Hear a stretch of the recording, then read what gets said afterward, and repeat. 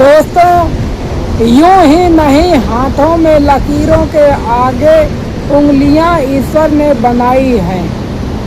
उसने किस्मत से पहले मेहनत को आगे रखा है। बड़ी एक छोटी सी कहानी है, जो कि एक गांव में किसान रहता था। उस किसान के पास एक भी बिस्वा जमीन नहीं थी। सिर्फ उसके पास 2 बैल थे और एक बैलगाड़ी। वह लोगों का सामान जो है एक गांव से दूसरे गांव, दूसरे गांव से तीसरे गांव पहुंचा करके जो भाड़ा मिलता था, उसी से वह अपना और अपने बच्चों का पालन पोषण करता था। वह दिन रात ईश्वर थे प्रार्थना करता था कि हे परमपिता परमात्मा, तूने मुझे थोड़ी सी ज़मीन क्यों नहीं दी, ताकि मैं खेती बाड़ी करके और ज़्यादा पैसा कमा सकूं। लेकिन वह अपने मेहनत के भरोसे अपने परिवार का भरण पोषण करता रहा। एक दिन वह दूर गांव से भाड़ा लेकर आ रहा था, क्योंकि बैलगाड़ी में काफ़ी कुछ सामान लदा हुआ था। वह जैसे ही आ रहा होता है, अचानक घने बादल छा जाते हैं और बारिश होने लगती है। जैसे ही बारिश होने लगती है तो वह रास्ता एकदम कच्चा था और उसकी बैलगाड़ी फंस जाती है।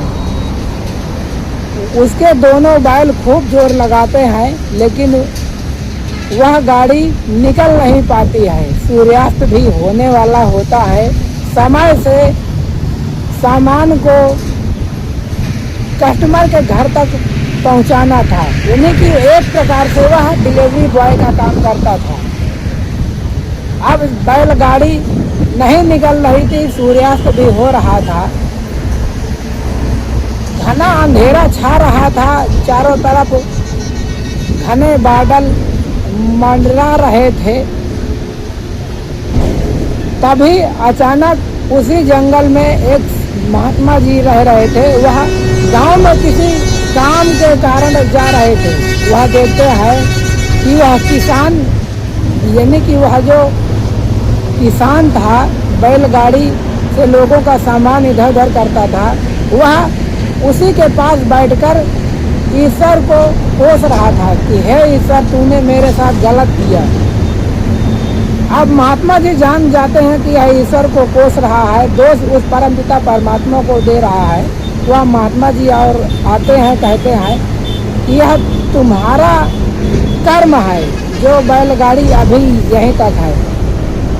वह किसान कहता है कि महात्मा जी आप कहाँ जा रहे हैं? गांव की तरफ। अगर गांव की तरफ जा रहे हैं तो मेरे ग्राहकों से कह देना कि आज बैलगाड़ी फंस गई है, मैं कल लेकर आऊँगा। जब 2-4 लोग गांव के आएंगे, उनसे मदद ले करके मैं सामान कल पहुंचाऊंगा। महात्मा जी कहते हैं कि अगर आप कोशिश करें तो यह सामान आज ही आपका पहुंच सकता है।